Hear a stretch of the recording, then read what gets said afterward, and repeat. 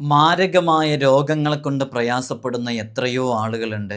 എത്ര വലിയ രോഗങ്ങളാണെങ്കിലും ഒരിക്കലും മാറില്ലെന്ന് പറഞ്ഞ് വിധിയെഴുതിയ രോഗങ്ങളാണെങ്കിലും വളരെ പെട്ടെന്ന് സുഖപ്പെടാൻ കാരണമാകുന്ന അത്ഭുതകരമാകുന്നൊരു ഇസ്മുണ്ട്.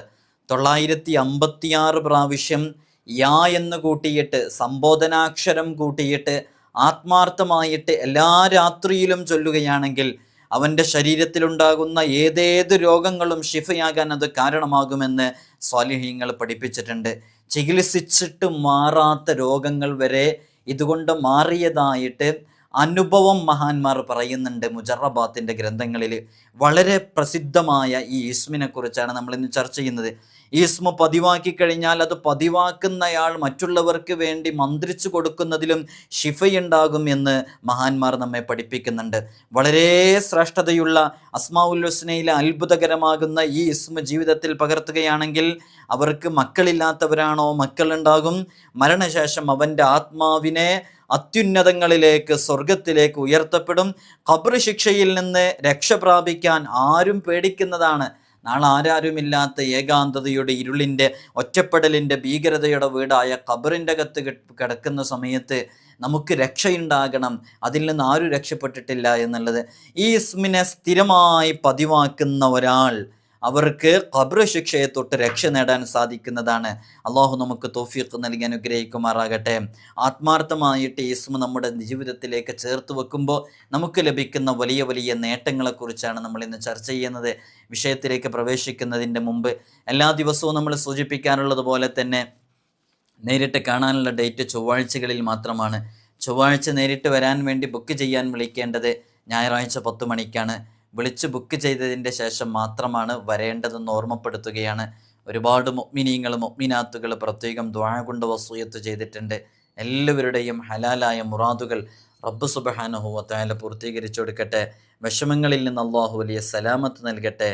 അള്ളാഹു എല്ലാ പ്രതിസന്ധികളെ തൊട്ടും വലിയ രക്ഷ നൽകി അനുഗ്രഹിക്കുമാറാകട്ടെ എന്ന് ദുആ ചെയ്യുകയാണ്. ഇൻഷാ അള്ളാഹ് നമ്മളിന്ന് ചർച്ച ചെയ്യുന്ന ഇസ്മ എന്ന് പറയുന്നത് അള്ളാഹുവിൻ്റെ അതിമഹത്തായ ഇസ്മാണ്. നമുക്കൊക്കെ അറിയാം, അമൂല്യ ഇസ്മുകളിൽപ്പെട്ട ഒരു ഇസ്മാണ് അൽ ബാരി എന്ന് പറയുന്ന ഇസ്മ. അൽ ബാരി എന്ന് പറയുന്ന ഇസ്മിന് ഒരുപാട് അർത്ഥങ്ങളുണ്ട്. പടച്ചവൻ, സൃഷ്ടി പദ്ധതി നടപ്പിലാക്കിയവൻ, ന്യൂനതയില്ലാത്തവൻ, ഇങ്ങനെ ഒരുപാട് അർത്ഥങ്ങളുണ്ട്. ഞാനതിൻ്റെ അർത്ഥത്തിൻ്റെ വാക്യാർത്ഥത്തിൻ്റെ ഒരുപാട് അർത്ഥങ്ങളിലേക്ക് പ്രവേശിക്കുന്നില്ല. മടക്കിപ്പടക്കുന്നവൻ, ഇങ്ങനെ തുടങ്ങിയ ഒരുപാട് അർത്ഥങ്ങളുണ്ട്. രോഗം ശമിപ്പിക്കുന്നവൻ. ഈ ഇസ്മ വളരെ സവിശേഷമായ ഇസ്മാണ്. സൂറത്തുൽ ഹശ്റിലെ 21-ാമത്തെ ആയത്തിൽ ഖാലിഖ് എന്നതിനെ തുടർന്ന് കൊണ്ട് അള്ളാഹു സുബ്ഹാനഹു വ തആല വിശേഷിപ്പിക്കുന്ന നാമമാണ് അൽ ബാരി എന്ന് പറയുന്നത്. നമുക്കൊക്കെ അറിയാം, സൂറത്തുൽ ഹശ്റിൻ്റെ അവസാന ആയത്തുകൾ ഓതുന്നവരാണ് നമ്മളൊക്കെ, അല്ലേ? നിങ്ങൾക്കൊക്കെ അറിയാം, ഞാനത് പറയുന്നില്ല. അതിൽ ഖാലിഖ് എന്ന് പറഞ്ഞ ഉടനെ കൊണ്ടുവരുന്ന ഇസ്മാണ് അൽ ബാരി എന്ന് പറയുന്ന ഇസ്മ. ഖൽഖ് എന്ന ധാതുവിൽ നിന്ന് സൃഷ്ടികർമ്മത്തിന്, ഖൽഖ് എന്ന ഒരു ധാതു ഉണ്ടല്ലോ, അതാണ് പൊതുവെ സൃഷ്ടികർമ്മത്തിന് പറയാവുന്ന ശബ്ദം. എങ്കിലും മുമ്പ് സൃഷ്ടമായ ഒരു അവസ്ഥയിൽ നിന്നുള്ള ഒരു വികാസത്തെ സൂചിപ്പിക്കുന്ന ക്രിയാധാതുവാണ് യഥാർത്ഥത്തിൽ ബർ എന്ന് പറയുന്നത്. മുമ്പില്ലാത്ത വസ്തുക്കളെ നിരുപാധികം അള്ളാഹു ഉണ്ടാക്കുന്നു. അതിനാലാണ് ബാരി എന്ന നാമം ലഭിച്ചത്. അപ്പം ഞാനതിൻ്റെ സങ്കീർണതയിലേക്ക് പ്രവേശിക്കുന്നില്ല. നമ്മൾ ഈ ഇസ്മിൻ്റെ ഒരു വ്യത്യാസങ്ങൾ മനസ്സിലാക്കാൻ വേണ്ടിയിട്ടാണ്. ചിലരൊക്കെ മനസ്സിലാക്കിയത് ബാരി എന്ന് പറഞ്ഞാലോ ഖാലിഖ് എന്ന് പറഞ്ഞാലോ ഒരേ അർത്ഥമാണ്. അതിലൊക്കെ ചെറിയ ചെറിയ മൈന്യൂട്ട് ഡിഫറൻസ് വരുന്നുണ്ട് അർത്ഥങ്ങളിൽ. അത് വിശദീകരിക്കാൻ വേണ്ടിയാണ് പറഞ്ഞത്. ഈ നാമം അത് ആലങ്കാരികാർത്ഥത്തിൽ മാത്രമേ അടിമയ്ക്ക് ഉപയോഗിക്കാറുള്ളൂ, സൃഷ്ടികൾക്ക് ഉപയോഗിക്കാറുള്ളൂ. കാരണം പടയ്ക്കുന്നവൻ അത് അള്ളാഹുവാണ്. ഇനി ആ പടക്കുന്നതിൽ യഥാർത്ഥത്തിൽ നമ്മളെയൊക്കെ സൃഷ്ടിച്ചത് അള്ളയാണല്ലോ. അപ്പോൾ യഥാർത്ഥത്തിൽ അള്ളാഹുവിനെ ഇത് ഇസ്മ ഉപയോഗിക്കാവും. പക്ഷെ ആലങ്കാരികാർത്ഥത്തിൽ നമ്മൾ പലപ്പോഴും ഉപയോഗിക്കാറുണ്ട്. അപ്പോൾ നോക്കൂ, ഉണ്മ എന്ന് പറയുന്ന സിഫത്ത്. ഉണ്മ എന്ന് പറഞ്ഞാൽ എന്താ? ഉണ്ടാകുക എന്നുള്ളത്. ഉണ്ടാവൽ എന്നുള്ള ഈ സംഭവം യഥാർത്ഥത്തിൽ അള്ളാഹുവിലേക്ക് ചേർത്ത് നോക്കിയിട്ടാണ് ആ ഉണ്ടാവൽ എന്ന് പറയുന്നത് ഏറ്റവും പൂർണ്ണമായിട്ട് ഉപയോഗിക്കാം. കാരണം അള്ളാഹുവിൻ്റെ ഉണ്മ എപ്പോഴാണെന്നറിയില്ല. അത് അറിയില്ല എന്നല്ല, അതിൻ്റെ ഉണ്മക്ക് ആദ്യമില്ല, അതിന് അന്ത്യമില്ല. നമ്മുടെ ഉണ്ടാവലിന് ആദ്യവും അന്ത്യവും ഉണ്ട്. അപ്പോൾ വുജൂദ് എന്ന് പറയുന്ന ആ ഒരു സിഫത്ത് അത് അള്ളാഹുവിൻ്റെ സിഫത്താണ്. ആ വുജൂദ് നമുക്കും വുജൂദുണ്ട്, പക്ഷെ നമ്മുടെ വുജൂദ് ഇന്നാലിന്ന സമയത്ത് തുടങ്ങി ഇന്നാലിന്ന സമയത്ത് അവസാനിക്കുന്നു. ആ വുജൂദിലെ തഫാവുത്തുണ്ട്, വ്യത്യാസങ്ങളുണ്ട് എന്നത് മനസ്സിലാക്കാൻ വേണ്ടി പറയുകയാണ്. അപ്പം എല്ലാം അള്ളാഹുവിലുണ്ട് എന്നുള്ളത് തിരിക്കാൻ വേണ്ടിയിട്ടാണ് പറഞ്ഞത്. അള്ളാഹുവിൻ്റെ വിശുദ്ധ നാമങ്ങൾ 2 തരത്തിലുള്ള ഇസ്മുകളാണ് അള്ളാഹുവിനുള്ളത്. ഒന്ന് എന്താ ആലങ്കാരികമായിട്ട് ഉപയോഗിക്കപ്പെടുന്നത്, അപ്പോൾ അധിക അർത്ഥങ്ങളും ഇങ്ങനെ ഉപയോഗിക്കാൻ പറ്റും. രണ്ടാമത്തെ അങ്ങനെ ഉപയോഗിക്കപ്പെടാൻ പറ്റാത്തതുണ്ട്, തീർത്തും ഒരിക്കലും ഉപയോഗിക്കപ്പെടാൻ പറ്റാത്തത്. അതിൻ്റെ വിഷയങ്ങളിലേക്ക്, വിശദീകരണങ്ങളിലേക്ക് ഇൻഷാ അല്ലാഹ് മറ്റു സമയത്ത് നമുക്ക് ആവശ്യമാകുന്ന രൂപത്തിൽ നമുക്കതിലേക്ക് പ്രവേശിക്കാവുന്നതാണ്. അപ്പോൾ ഒരാൾ ഈ ഇസ്മിനെ സ്ഥിരമായി പതിവാക്കുകയാണെങ്കിൽ, ഈ ഇസ്മിനെ പതിവാക്കാൻ വേണ്ടി തീരുമാനിച്ചാൽ അയാൾക്ക് അള്ളാഹു പ്രാപഞ്ചിക രഹസ്യങ്ങളുടെ കലവറ തുറന്നു കൊടുക്കുന്നുള്ളതാണ്. ഏതു ഭാരമുള്ള തൊഴിലും നിസ്സാരമായി തീരും. കൊല്ലനും കരുവാനും പെയിൻറ്ററുമൊക്കെ ഇത് പതിവാക്കിയാൽ കൂടുതൽ ഫലം ചെയ്യും. എന്നും രാത്രി ഈസ്മിനെ 956 പ്രാവശ്യം സംബോധനയുടെ രൂപത്തിൽ നിദാഇൻ്റെ അക്ഷരം യാഓടുകൂടെ ചൊല്ലുകയാണെങ്കിൽ അവനുണ്ടാകുന്ന ഏതേത് രോഗങ്ങളുണ്ടോ, മാറാവ്യാധികളുണ്ടോ, അതെല്ലാം വളരെ പെട്ടെന്ന് ഷിഫയാകാൻ അത് കാരണമാകുന്നതാണ്. അപ്പോൾ ഈ ഇസ്മ നിദാഇൻ്റെ അക്ഷരം കൂട്ടിയിട്ട് യാ ബാരി ഉ യാ അല്ലാ, യാ ബാരി ഉ യാ അല്ലാ എന്നാണ് ചൊല്ലേണ്ടത്. വേഗത്തിൽ രോഗം ഷിഫയാകാൻ കാരണമാകും. ഈ ശബ്ദം കേൾക്കുന്നവരുടെ കൂട്ടത്തിൽ ഒരുപാട് രോഗികളുണ്ട്, മാരകമായ രോഗങ്ങൾ കൊണ്ട് പ്രയാസപ്പെടുന്നവർ. രോഗം മാറണം എന്ന നീയത്തോടുകൂടെ വളരെ ആത്മാർത്ഥമായിട്ട് ഇതിനെ ചൊല്ലി നോക്കൂ, നല്ല ഫലമുണ്ടാകും. എല്ലാ ദിവസവും വളരെ ആത്മാർത്ഥമായിട്ട് ചൊല്ലുക. നമ്മൾ 956 എന്നൊക്കെ പറയുമ്പോൾ അത് കൂടുതൽ സമയമെടുക്കും ചൊല്ലാനല്ല, ഒന്ന് ചൊല്ലി നോക്കൂ, വളരെ പെട്ടെന്ന് തീരുത്. നമ്മൾ പലപ്പോഴും അങ്ങനെ പലതും 1000 തവണ ചൊല്ലാൻ വേണ്ടി തീരുമാനിച്ച് ചൊല്ലിത്തീരുന്നത് പോലും അറിയാതെ വളരെ പെട്ടെന്ന് തീരുന്നത് നമുക്കൊക്കെ അനുഭവേദ്യമായിട്ടുണ്ട്. അപ്പോൾ നമുക്ക് നിദായിൻ്റെ അക്ഷരത്തിനോട് കൂടെ യാ ബാരി യാ അല്ലാ എന്ന് പതിവായി ചൊല്ലാൻ വേണ്ടി തീരുമാനിക്കാം. അപ്പോൾ ഇതൊരു ചികിത്സ ചെയ്യുന്ന ഡോക്ടറാണ് പതിവാക്കുന്നതെന്നുണ്ടെങ്കിൽ ചികിത്സക്കൊക്കെ നല്ല ഫലം ഉണ്ടാകാൻ കാരണമാകും. ആരാണോ ഓരോ ജോലിയും ചെയ്യുന്ന ആളുകൾ അവരവരുടെ ജോലിയുമായി ബന്ധപ്പെട്ട് ഇത് നന്നായിട്ട് പതിവാക്കുകയാണെന്നുണ്ടെങ്കിൽ വളരെ പെട്ടെന്ന് റിസൾട്ട് ലഭിക്കും. അപ്പോൾ മാറാരോഗങ്ങൾ പോലും സുഖപ്പെടുത്താൻ കഴിയുന്ന സുഖശിഫയാകാൻ കാരണമാകുന്ന ഇസ്മാണ്. പ്രപഞ്ചരഹസ്യങ്ങൾ വെളിപ്പെട്ട് കാണാൻ ആഗ്രഹിക്കുന്നവർ ഈ ഇസ്മിനെ ധാരാളമായിട്ട് ഉരുവിടലിന് ഇങ്ങനെ പതിവാക്കിയാൽ അത് പ്രയോജനം ചെയ്യും. എല്ലാ വെള്ളിയാഴ്ച രാവിലും 10 തവണ ഇതിനെ പതിവാക്കലിനെ ശീലിച്ചാൽ അള്ളാഹുവിൻ്റെ സഹായം അയാൾക്ക് ലഭിക്കുമെന്നുള്ളതാണ്. ദുരിതങ്ങളെ കൊണ്ട് കഷ്ടപ്പെടുന്നവർ അള്ളാഹുവിൻ്റെ സഹായം ലഭിക്കുക വഴി ദുരിതങ്ങളിൽ നിന്ന് മുക്തി ലഭിക്കാൻ അത് കാരണമാകും. നല്ല സുഖജീവിതം ലഭിക്കാനും സമ്പൂർണമായ റാഹത്ത് വരാനൊക്കെ അത് കാരണമാകും. മക്കൾ സ്വാലിഹ്യങ്ങളാകാത്ത വിഷയം പലർക്കും ഉണ്ട്. നിസ്കരിക്കുന്നില്ല, ദീനിൻ്റെ വിഷയങ്ങളോട് സഹകരിക്കുന്നില്ല, പള്ളികളിലേക്ക് പോകുന്നില്ല, തെറി പറയുന്നു, മാതാപിതാക്കൾ അനുസരിക്കുന്നില്ല, മുതിർന്നവരെ ബഹുമാനിക്കുന്നില്ല, നമ്മളൊന്നും ആഗ്രഹിക്കുന്ന പോലെയാകുന്നില്ല പലപ്പോഴും മക്കൾ. അത്തരം മക്കൾക്കൊക്കെ ഇസ്മ വളരെയധികം യൂസ്ഫുൾ ആകുമെന്ന് സ്വാലിഹ്യങ്ങൾ നമ്മെ പഠിപ്പിക്കുന്നുണ്ട്. അതേപോലെ തന്നെ മരണശേഷം അവൻ്റെ ആത്മാവിനെ സ്വർഗത്തിലേക്ക് ഉയർത്തപ്പെടും. ഖബർ ശിക്ഷയിൽ നിന്ന് രക്ഷ പ്രാപിക്കാൻ ഇതിനെ ദിനം പ്രതി 100 തവണ ചൊല്ലലിനെ പതിവാക്കിയാൽ ഇത് വലിയ ഫലം ലഭിക്കും. പല മഹാന്മാരും ഈ ഇസ്മ അങ്ങനെ നിർദ്ദേശിക്കാറുണ്ട്. അപ്പോൾ നമ്മളിപ്പോൾ പറയുന്നത് ഈ ഇസ്മ ഇൻഷാ അല്ലാഹ് നിങ്ങൾ ഓരോരുത്തരും ചൊല്ലാൻ വേണ്ടി തീരുമാനിക്കാം. എത്ര തവണ ചൊല്ലാൻ വേണ്ടി തീരുമാനിക്കാം? ഈ ഒരു ഇസ്മ ഖബർ ശിക്ഷയിൽ നിന്ന് രക്ഷ നേടാൻ വേണ്ടിയിട്ട് 100 തവണ ഇന്നു മുതൽ ഞാൻ ചൊല്ലുമെന്ന് തീരുമാനിക്കുക. നമുക്കവിടെ രക്ഷപ്പെടണ്ടേ? ഖബറിൻ്റെ അദാബ് വലിയ ഭീകരമാണ്, ശക്തമാണ്. അതിൽ നിന്ന് രക്ഷ നേടാൻ ഒരാൾക്കും കഴിഞ്ഞിട്ടില്ല. മുത്തുനബി സല്ലല്ലാഹു അലൈഹി വസല്ലം തങ്ങൾ ഈ വിഷയം കൃത്യമായി സ്വഹാബാക്കൾക്ക് പഠിപ്പിച്ചു കൊടുത്ത ഹദീസ് നമുക്കൊക്കെ അറിയാം, നമ്മളത് പഠിച്ചവരാണ്. ഹബീബായ സല്ലല്ലാഹു അലൈഹി വസല്ലം തങ്ങൾ പറഞ്ഞിട്ടുണ്ട്, മാ റഅയ്തു മൻളറൻ ഖത്തു ഇല്ലാ വൽ ഖബ്റു അഫ്ളഹു മിൻഹു. ഞാൻ എൻ്റെ ജീവിതത്തിൽ ഒരു കാഴ്ചയും കണ്ടിട്ടില്ല, ഇല്ലാ വൽ ഖബ്റു അഫ്ളഹു മിൻഹു, ഖബർ അതിനേക്കാൾ ഭീകരമാണ്, അങ്ങനത്തെ ഒരു കാഴ്ചയും ഞാൻ എൻ്റെ ജീവിതത്തിൽ കണ്ടിട്ടില്ല. നിങ്ങൾ നോക്കൂ, ഖബറിൻ്റെ ശിക്ഷയെക്കുറിച്ച് പറയാനേ, ഖബറിനോളം ഭീകരമായ ഒരു അവസ്ഥാവിശേഷം ഞാൻ എൻ്റെ ജീവിതത്തിൽ കണ്ടിട്ടില്ല എന്ന് പറയുമ്പോൾ ആരാണത് പറയുന്നത്? ഇസ്രാ മിഅ്റാജിൻ്റെ രാത്രിയിൽ മുത്തുനബി സല്ലല്ലാഹു അലൈഹി വസല്ലം തങ്ങളെ സപ്താകാശങ്ങൾ താണ്ടി വാനലോകത്തേക്ക് യാത്ര പോയി അള്ളാഹുവിനെ നേരിൽ കണ്ടോ, സിദ്റത്തുൽ മുൻതഹ ഉൾപ്പെടെയുള്ള അർശ് കുർസി ഉൾപ്പെടെയുള്ള പ്രാപഞ്ച് അള്ളാഹുവിൻ്റെ രഹസ്യങ്ങളുടെ കവാടങ്ങൾ തുറന്ന് അതൊക്കെ കാണാനും നോക്കിക്കാണാനൊക്കെ ഹബീബായ തങ്ങൾക്ക് സല്ലല്ലാഹു അലൈഹി വസല്ലം അവസരമുണ്ടായി. ആ മുത്തുനബി സല്ലല്ലാഹു അലൈഹി വസല്ലം തങ്ങൾ എന്തെല്ലാം കണ്ടു? സ്വർഗം കാണിക്കപ്പെട്ടു, നരകം കാണിക്കപ്പെട്ടു. സ്വർഗത്തിൽ ഉള്ള സന്തോഷങ്ങളെക്കുറിച്ച് മുത്തുനബി സല്ലല്ലാഹു അലൈഹി വസല്ലം തങ്ങൾ മനസ്സിലാക്കി. നരകത്തിൽ ശിക്ഷകൾ അനുഭവിക്കുന്നത് ഹബീബായ തങ്ങൾ കണ്ടു മനസ്സിലാക്കി. വിവിധങ്ങളായ ശിക്ഷകൾ മുത്തുനബി സല്ലല്ലാഹു അലൈഹി വസല്ലം തങ്ങൾ കണ്ടത് ഹദീസിൽ നിന്ന് നമുക്ക് മനസ്സിലാക്കാൻ പറ്റും. ഏതെല്ലാം രൂപത്തിലുള്ള ശിക്ഷകളാണെന്നറിയണോ അനുഭവിച്ചുകൊണ്ടിരുന്നിരുന്നത് നരകാവകാശികൾ. അങ്ങനെ നരകവാസികളുടെ ശിക്ഷകളൊക്കെ കണ്ടപ്പോൾ അതിലാണു പെണ്ണുങ്ങൾ വെന്തരിയുന്ന രൂപം വരെ കണ്ടിട്ടും മുത്തുനബി സല്ലല്ലാഹു അലൈഹി വസല്ലം തങ്ങൾ ആ കാഴ്ചകൾ കണ്ട ആ ഹബീബായ തങ്ങളാണ് പറയുന്നത്, ഖബറിനോളം ഭീകരമായൊരു രംഗവും ഞാൻ എൻ്റെ ജീവിതത്തിൽ കണ്ടിട്ടില്ല. അപ്പം നിങ്ങളൊന്ന് ആലോചിച്ച് നോക്കൂ, ഖബർ എത്ര ഭീകരാണെന്ന്. ആ ഹബീബായ സല്ലല്ലാഹു അലൈഹി വസല്ലം തങ്ങളാണ് പറയുന്നത്, ഞാൻ എൻ്റെ ജീവിതത്തിൽ അങ്ങനത്തെ ഖബറിനേക്കാൾ ഭീകരമായ കാഴ്ച കണ്ടിട്ടില്ല. ഉമർ റളിയല്ലാഹു അൻഹു ഖബർ കാണുമ്പോൾ കരയാറുണ്ടായിരുന്നു.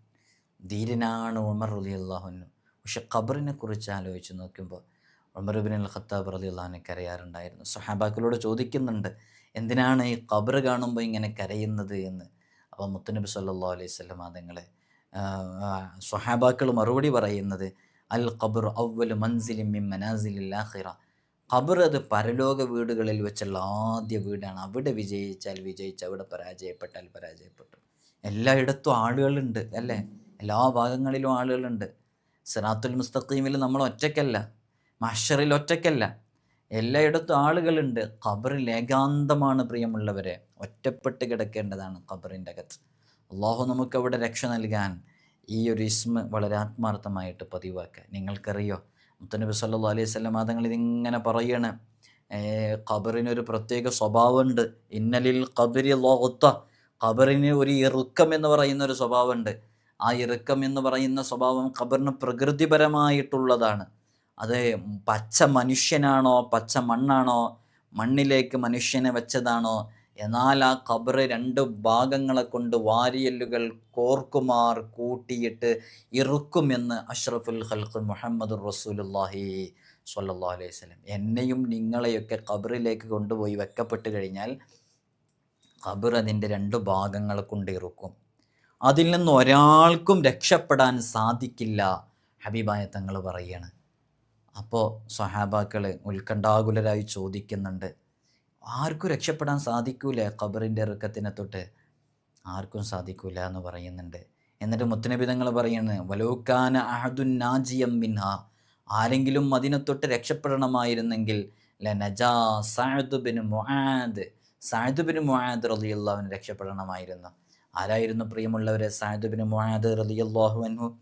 70,000 മലക്കുകളുടെ കാവലോടുകൂടെ അകമ്പടിയോടുകൂടെ ആരുടെയെങ്കിലും ജനാസ നമസ്കാരം ഈ ഭൂമി മണ്ണിൽ നടന്നിട്ടുണ്ടെങ്കിൽ, ആരുടെയെങ്കിലും വഫാത്ത് കാരണമായിട്ട് മരണം കാരണമായിട്ട് അള്ളാഹുവിൻ്റെ അർശ് എന്ന സിംഹാസനം കിടുകിടാ വിറച്ചിട്ടുണ്ടെങ്കിൽ അത് സഅദ് ബിൻ മുആദ് റളിയല്ലാഹു അൻഹുവിൻ്റെ ജനാസ മരണം കാരണമായിട്ടാണ്. ആ സഅദ് ബിൻ മുആദ് റളിയല്ലാഹു അൻഹുവിൻ്റെ കൂടെ അത്രയും മലക്കുകൾ ജനാസ നമസ്കാരത്തിന് പങ്കാളികളായിട്ടുണ്ട്. ആ സഅദ് ബിൻ മുആദ് റളിയല്ലാഹു അൻഹു പുറത്ത് കിട്ടും, സഅദ് ബിൻ മുആദ് റളിയല്ലാഹു അൻഹു രക്ഷപ്പെടും. അങ്ങനെ സഅദ് ബിൻ മുആദ് റളിയല്ലാഹു അൻഹു ഇത്രമേൽ പവിത്രതയിലേക്കെത്തിയ, മഹത്വത്തിലേക്കെത്തിയ, അള്ളാഹുവിൻ്റെ ഹബീബ് സല്ലല്ലാഹു അലൈഹി വസല്ലം തങ്ങളുടെ സുഹബത്ത് ഉണ്ടായിരുന്ന ആ സഅദ് ബിൻ മുആദ് റളിയല്ലാഹു അൻഹു രക്ഷപ്പെടണമായിരുന്നു എന്ന് മുത്തുനബി തങ്ങൾ പറയുക. പക്ഷേ സഅദ് ബിൻ മുആദ് റളിയല്ലാഹു അൻഹു രക്ഷപ്പെട്ടിട്ടില്ല എന്ന് സ്വഹാബാക്കൾ വീണ്ടും ചോദിക്കുകയാണ്, വലബിനുക്കൽ ഖാസിം യാ റസൂലല്ലാഹ്, അങ്ങയുടെ ഒരു കുഞ്ഞുമോനുണ്ടല്ലോ, ചെറിയ പ്രായത്തിൽ മരണപ്പെട്ട ഖാസിം എന്ന് പറയുന്നവർ, അവർ രക്ഷപ്പെട്ടിട്ടില്ലേ എന്ന് മുത്തുനബി സല്ലല്ലാഹു അലൈഹി വസല്ലം തങ്ങളോട് സ്വഹാബാക്കൾ ചോദിക്കുമ്പോൾ ഹബീബായ തങ്ങൾ മറുപടി കൊടുക്കുന്നുണ്ട്, നിങ്ങളെന്തായി പറയുന്നത്? അതിനേക്കാളും കുഞ്ഞിളം പ്രായത്തിൽ മരണപ്പെട്ടു പോയ എൻ്റെ പൊന്നുമോൻ വലാ ഇബ്രാഹിമുല്ലദി അസ്ഗറു മിൻഹു, അതിനേക്കാളും കുഞ്ഞിളം പ്രായത്തിൽ മരണപ്പെട്ടു പോയ എൻ്റെ പ്രിയപ്പെട്ട ഇബ്രാഹിം എന്നവരുണ്ടല്ലോ, അവർ പോലും ഈ ഖബറിൻ്റെ ഇറുക്കത്തിന് തൊട്ട് രക്ഷപ്പെട്ടിട്ടില്ല എന്ന് അഷ്റഫുൽ ഖൽഖ് മുഹമ്മദുർ റസൂലുള്ളാഹി സ്വല്ലല്ലാഹു അലൈഹി വസല്ലം തങ്ങൾ, ഹബീബായ തങ്ങളുടെ ചെറുപ്രായത്തിൽ മരണപ്പെട്ടു പോയ പ്രിയപ്പെട്ട 2 മക്കളെക്കുറിച്ചാണ് സ്വഹാബാക്കൾ ചോദിക്കുന്നത്. ഖാസിം ആ ഖബറിൻ്റെ ഇറുക്കത്തിനെ തൊട്ട് രക്ഷപ്പെട്ടിട്ടില്ലേ? സ്വഹാബാക്കൾ ഇതിങ്ങനെ കേൾക്കുകയാണ്. ഒരു പഠനത്തിൻ്റെ സാഹചര്യമാണ്, ക്ലാസ്സാണ്. ക്ലാസ്സിൽ മുത്തുനബി തങ്ങൾ ഇങ്ങനെ വിശദീകരിക്കുമ്പോൾ സ്വഹാബാക്കൾ ഉത്കണ്ഠാകുലരായി ഇങ്ങനെ കേട്ടുകൊണ്ടിരിക്കുക. സഅദ് ബിൻ മുആദ് തങ്ങൾ രക്ഷപ്പെട്ടിട്ടില്ല, ഖാസിമും രക്ഷപ്പെട്ടിട്ടില്ല. മുത്തുനബി തങ്ങളുടെ മറുപടി വിചിത്രമായ മറുപടി, നമ്മെ ചിന്തിപ്പിക്കുന്ന മറുപടി അല്ലേ. അതിനേക്കാളും കുഞ്ഞിളം പ്രായത്തിൽ മരണപ്പെട്ടു പോയ ഇബ്രാഹിം എന്നവരും രക്ഷപ്പെട്ടിട്ടില്ല. നമ്മുടെ അവസ്ഥ ചിന്തിക്കാൻ വേണ്ടി പറയുകയാണ്. മുത്തുനബി തങ്ങളുടെ മക്കളായി എന്നതിൻ്റെ പേരിൽ രക്ഷപ്പെടാൻ സാധിച്ചില്ല. ഹബീബായ തങ്ങളുടെ സുഹബത്തുണ്ടായി, മുത്തുനബി തങ്ങളെ കണ്ടു, അവിടുത്തെ ക്ലാസ്സുകൾ കേട്ടു, അവിടത്തോടു കൂടെ സഹവസിച്ചു, സ്വഹാബിയായി എന്നതിൻ്റെ പേരിൽ ഖബറിൻ്റെ ഇറുക്കത്തിനെ തൊട്ട് രക്ഷപ്പെടാൻ സാധിച്ചില്ല. അങ്ങനെയുള്ള അവസ്ഥയിൽ നിന്ന് ചിന്തിക്കുമ്പോൾ സാധുക്കളായ നമുക്ക് ആ ഖബറിൻ്റെ ഇറുക്കത്തിനെ തൊട്ട് രക്ഷപ്പെടാൻ സാധിക്കുമോ പ്രിയമുള്ള മുഅ്മിനീങ്ങളെ? ഇല്ല, ഒരിക്കലുമില്ല, രക്ഷപ്പെടാൻ സാധിക്കില്ല. പിന്നെ ഹദീസുകളിൽ ചരിത്രങ്ങളിലൊക്കെ കാണാം ഖബറിൻ്റെ ഇറുക്കത്തിനെ തൊട്ട് രക്ഷപ്പെട്ട ഒരു വനിത. ഞാൻ പലതവണ അത് പറഞ്ഞിട്ടുണ്ട്. നിങ്ങൾക്കാർക്കെങ്കിലും അറിയുമെങ്കിൽ എഴുതി അറിയിക്കുക. ഞാൻ പറയുന്നതിന് മുമ്പ് അറിയുന്നതാണെന്നുണ്ടെങ്കിൽ, മുത്തുനബി സല്ലല്ലാഹു അലൈഹി വസല്ലം തങ്ങളെ പ്രത്യേകം ആശീർവദിച്ചു. മുത്തുനബി സല്ലല്ലാഹു അലൈഹി വസല്ലം തങ്ങൾക്ക് ഹബീബായ തങ്ങളുടെ പോറ്റുമ്മയായി ഉണ്ടായിരുന്ന ഫാത്തിമ ബിന്ത് അസദ് എന്ന് പറയുന്ന അലിയാർ തങ്ങളുടെ മാതാവ് ഫാത്തിമ ബിന്ത് അസദ് എന്നവർ ഖബറിൻ്റെ ഇറുക്കത്തിനെ തൊട്ട് രക്ഷപ്പെട്ടിട്ടുണ്ട്. അത് ചരിത്രങ്ങളിൽ നമുക്ക് പഠിക്കാൻ സാധിക്കും. അതിനൊരു പ്രത്യേക കാരണവുമുണ്ട്. ഫാത്തിമ ബിന്ത് അസദ് എന്ന പ്രിയപ്പെട്ട പോറ്റുമ്മ വഫാത്തായതിൻ്റെ ശേഷം മുത്തുനബി സല്ലല്ലാഹു അലൈഹി വസല്ലം തങ്ങൾ ചിലപ്പോൾ മയ്യത്ത് കൊണ്ടുപോകുമ്പോൾ മയ്യത്തിൻ്റെ മുമ്പിൽ നടക്കും, ചിലപ്പോൾ മയ്യത്തിൻ്റെ പിന്നിൽ നടക്കും, ചിലപ്പോൾ ഇങ്ങനെ എന്തോ ഒരു അസ്വസ്ഥതയായിട്ട് ഹബീബായ തങ്ങൾ ഇങ്ങനെ നടന്നുകൊണ്ടിരിക്കും.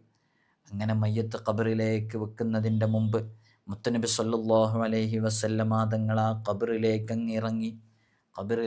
ഇറങ്ങിയിട്ട് അവിടുത്തെ തന്നെ ശരീരത്തിൻ്റെ ഭാഗം കൊണ്ട് ആ ഖബറിലങ്ങ് ഹബീബായ സല്ലല്ലാഹു അലൈഹി വസല്ലം തങ്ങളെ സ്പർശിച്ചു. എന്നിട്ട് മുത്തുനബി സല്ലല്ലാഹു അലൈഹി വസല്ലം തങ്ങൾ ദുആ ചെയ്തു, അല്ലാഹുമ്മ ഗ്ഫിർ ലി ഉമ്മി ബഅദ ഉമ്മി, അല്ലാഹുമ്മ ഗ്ഫിർ ലി ഉമ്മി ബഅദ ഉമ്മി, അല്ലാഹുമ്മ ഗ്ഫിർ ലി ഉമ്മി ബഅദ ഉമ്മി. എൻ്റെ ഉമ്മയ്ക്ക് ശേഷം എന്നെ പോറ്റി വളർത്തിയ എൻ്റെ പ്രിയപ്പെട്ട ഫാത്തിമ ബിന്ത് അസദ് നീ പുറത്തു കൊടുക്കണേ എന്ന് പറഞ്ഞ് മുത്തുനബി സല്ലല്ലാഹു അലൈഹി വസല്ലം തങ്ങൾ പ്രത്യേകം ആശീർവദിച്ച ഹബീബായ സല്ലല്ലാഹു അലൈഹി വസല്ലം തങ്ങളുടെ പ്രിയപ്പെട്ട പോറ്റുമ്മ അലിയാർ തങ്ങളുടെ മാതാവ് ഫാത്തിമ ബിന്ത് അസദ് എന്നവർ മാത്രമാണ് ഖബറിൻ്റെ ഇറുക്കത്തിനെ തൊട്ട് രക്ഷപ്പെട്ടതെന്ന് ഹദീസിൻ്റെ ഗ്രന്ഥങ്ങളിൽ കാണാൻ സാധിക്കും, ചരിത്രങ്ങളിൽ. ഇതിങ്ങനെ തന്നെയാണ് ഹദീസിൽ കാണാം. ഇതാ വുളിഅത്തിൽ ജനാസ, മയ്യത്ത് കട്ടിലിൽ വെക്കപ്പെട്ടാൽ വഹ്തമലഹർ റിജാലു അലാ അഅനാഖിഹിം, പുരുഷന്മാർ ആണുങ്ങൾ അവരുടെ ചുമലുകളിൽ ചുമന്നുകൊണ്ട് പോകുകയും ചെയ്താൽ, ഇൻകാനത്ത് സ്വാലിഹത്തൻ, ആ മയ്യത്ത് നല്ല മയ്യത്താണെങ്കിൽ ഖാലത്ത്, ആ മയ്യത്ത് വിളിച്ചു പറയും, ഖദ്ദിമൂനി ഖദ്ദിമൂനി, എന്നൊന്ന് വേഗം കൊണ്ടുപോ എന്ന് നല്ല മയ്യത്താണെങ്കിൽ മയ്യത്ത് വിളിച്ചു പറയും.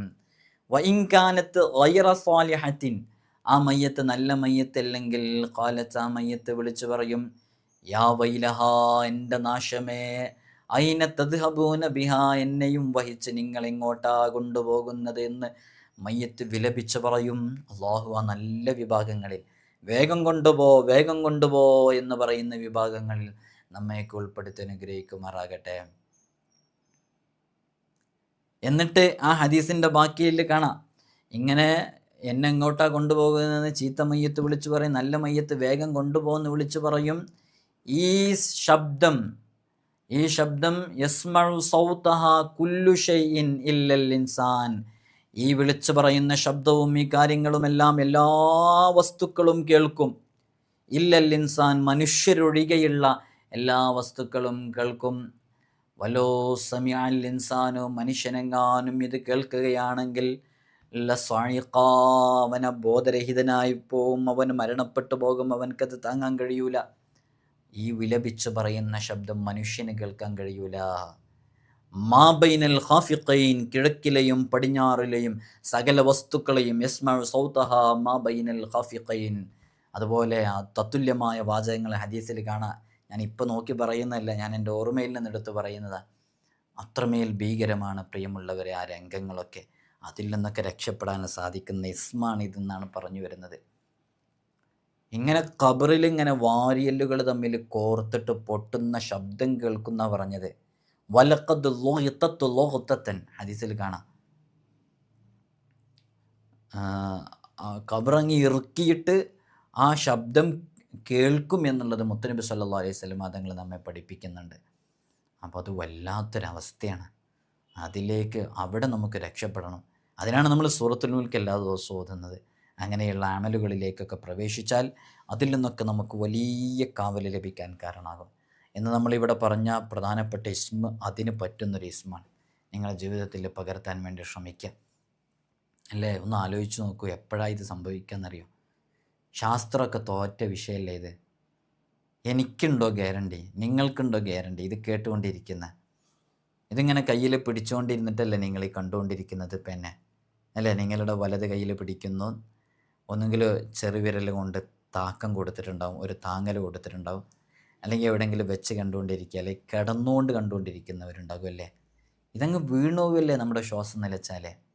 കഴിഞ്ഞ ദിവസം ഒരു ബസ് ഡ്രൈവർ വാഹനം ഓടിച്ചുകൊണ്ടിരിക്കുന്ന സമയത്ത് പെട്ടെന്നങ്ങ് അയാൾ കുഴഞ്ഞു വീഴാണ്. കുഴഞ്ഞു വീഴുമ്പോൾ ബാക്കിൽ നിന്ന് കണ്ടക്ടർ ഓടി വന്നിട്ട് ഗിയർ ബോക്സിൻ്റെ മുകളിലൂടെ കൈകൊണ്ട് ബ്രേക്ക് ഇങ്ങനെ അമർത്തിയതുകൊണ്ട് ആ വാഹനത്തിലുള്ളവർ രക്ഷപ്പെട്ടു. ഇതെപ്പോഴാണ് സംഭവിക്കുക എന്ന് പറയാൻ പറ്റില്ലല്ലോ അല്ലേ? അതുകൊണ്ട് എപ്പോഴും തയ്യാറായിരിക്കണം. എപ്പോഴും തയ്യാറായിരിക്കണം. നമ്മുടെ അവസാന വാക്ക്, അവസാന സംസാരം, അവസാന ഇടപെടൽ ഇതൊക്കെ എന്തെങ്കിലും ആയിപ്പോയാലേ എന്താ അവസ്ഥ? പേടിയല്ലേ ദുനിയാവിൽ ജീവിക്കാൻ? അള്ളാഹു നമ്മയൊക്കെ കാത്തുരക്ഷിക്കട്ടെ. നമ്മൾ മജ്ലിസിൽ വെച്ച് ചൊല്ലുന്നതും നമ്മൾ ഇടപെടുന്നതും നമ്മൾ അസ്മാഉൽ ഹുസ്ന ഇങ്ങനെ ചേർത്ത് വെക്കുന്നതൊക്കെ നമ്മുടെ ആഖിബത്ത് നന്നായി കിട്ടാനൊരു കാരണമാവട്ടെ. ഇതിനെക്കുറിച്ച് പറയുമ്പോൾ വല്ലാത്ത ബേജാറും പേടിയാണ്. അള്ളാഹു നമുക്ക് വലിയ കാവൽ നൽകട്ടെ. ഒരാൾ ഇതിൻ്റെ നിശ്ചിത എണ്ണം അനുസരിച്ച് നല്ലൊരു ശുഭമുഹൂർത്തത്തിൽ ഒരിവിടലിനെ പതിവാക്കുകയും അത് വർഷങ്ങളോളം തുടരുകയും ചെയ്താൽ സകല രോഗങ്ങളും അവൻ്റേത് ശിഫയാകുകയും അയാളിൽ നിന്ന് മറ്റുള്ളവർക്ക് ഒരുപാട് രോഗശിഫയിനുള്ള എന്തു ചെയ്താലും ശിഫയാകാൻ കാരണമാവുകയും ചെയ്യുന്നതാണ്. അപ്പോൾ ഇതിങ്ങനെ സ്ഥിരമായി പതിവാക്കുന്ന ഒരാൾ വളരെ ആത്മാർത്ഥമായിട്ട് എന്തെങ്കിലും ഓതിയിട്ട് മന്ത്രിക്കുകയാണെങ്കിൽ അതിന് വളരെ പെട്ടെന്ന് ശിഫ ലഭിക്കും. കാഴ്ചയില്ലാത്തവൻ്റെ കണ്ണിൽ ഇതിങ്ങനെ വർഷങ്ങളോളം 2 വർഷം 1 വർഷമൊക്കെ പതിവാക്കിയ ഒരാൾ അവരുടെ കണ്ണിലും ഇങ്ങനെ തടവിയാൽ കഴിഞ്ഞ് തന്നെ ശിഫയാകും എന്നുള്ളതാണ്. അള്ളാഹു പെട്ടെന്ന് ശിഫ നൽകി അനുഗ്രഹിക്കുമാറാകട്ടെ. ഇതൊക്കെ ഇങ്ങനെ നമ്മൾ പറയുന്നതൊക്കെ നല്ല ഓർമ്മയിൽ നിന്ന് എടുത്ത് ഇങ്ങനെ പറയാൻ പറ്റണം. ഞാൻ വർഷങ്ങൾക്ക് മുമ്പ് തൃശ്ശൂർ ജില്ലയിലെ ചാവക്കാട് കഴിഞ്ഞ് അങ്ങനെ ചെറ്റുവൊക്കെ കഴിഞ്ഞ് വാടാനപ്പള്ളി എന്ന് പറയുന്ന സ്ഥലത്ത് തെക്കേ പള്ളിയുമായി ബന്ധപ്പെട്ട് അവിടെ എനിക്കൊരു പരിചയമുള്ളൊരു ഏരിയയാണത്. അപ്പോൾ അവിടെയാണ് ഞാൻ യഥാർത്ഥത്തിൽ 10th പഠിച്ചിട്ടുണ്ടായിരുന്നത്. അപ്പോൾ അവിടെ ഒരു ആളുണ്ട്. ആൾക്ക് ഭയങ്കര ഓർമ്മശക്തിയാണ്. അപ്പോൾ അദ്ദേഹം ഒരു 10th ക്ലാസ്സിൽ പഠിക്കുന്ന സമയത്താണ് എന്നെയൊക്കെ കണ്ടിട്ടുണ്ടായിരുന്നത്. എന്നത് മാത്രമല്ല എൻ്റെ കൂടെ ഉണ്ടായിരുന്നവരൊക്കെ. അങ്ങനെ 10th ക്ലാസ് കഴിഞ്ഞിട്ട് പിന്നീട് ഞാൻ അദ്ദേഹത്തെ കാണുന്നത് ഒരു 2-3 ദിവസങ്ങൾക്ക് മുമ്പാണ്. അപ്പോൾ ഇപ്പോൾ അദ്ദേഹം അവശനിലയിലാണ്. അവശനിലയിലെന്ന് പറഞ്ഞാൽ ആദ്യത്തെ അത്ര ആരോഗ്യസ്ഥിതിയൊന്നുമില്ല, എന്നാലും മനസ്സുകൊണ്ടും ബാക്കി കാര്യങ്ങളൊക്കെ കൊണ്ട് ഊർജ്ജസ്വലനാണ്.